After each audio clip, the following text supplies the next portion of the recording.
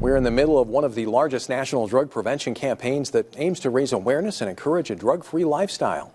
For 2025, the theme of Red Ribbon Week is Life is a Puzzle, Solve It Drug-Free. MTN's Justin Robichaud fills us in on what's being done to observe the event locally. It's Red Ribbon Week, which is a national drug abuse prevention campaign, and a couple of organizations in Great Falls are spreading the word about the dangers of drug use and emphasizing a drug-free lifestyle. Red Ribbon Week was started in 1988, the whole Remembrance Week, Awareness Week in the Reagan administration, because there was a drug enforcement agent who was brutally killed when he was investigating the drug cartels. Cascade City County Health Department tobacco education specialist Penny Paul says the use of vaping is high in the Big Sky state. And when you look at Montana statistics, we are second in the nation to youth vaping. So Montana and Louisiana are second in the nation. We're 24% of our high school kids vape in Montana.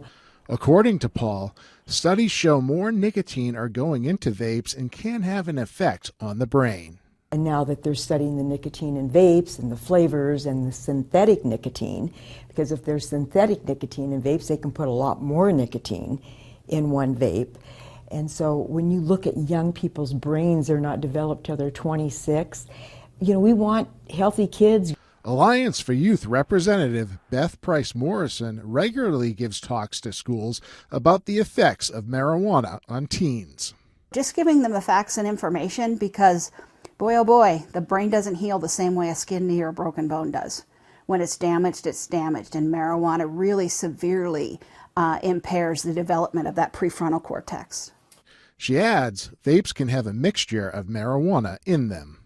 I will say what's really concerning is the vape crisis is kind of colliding with the marijuana youth crisis, because if you catch your kid with a vape, there's probably a pretty good chance there's marijuana in there too. That is the vehicle that most of them use.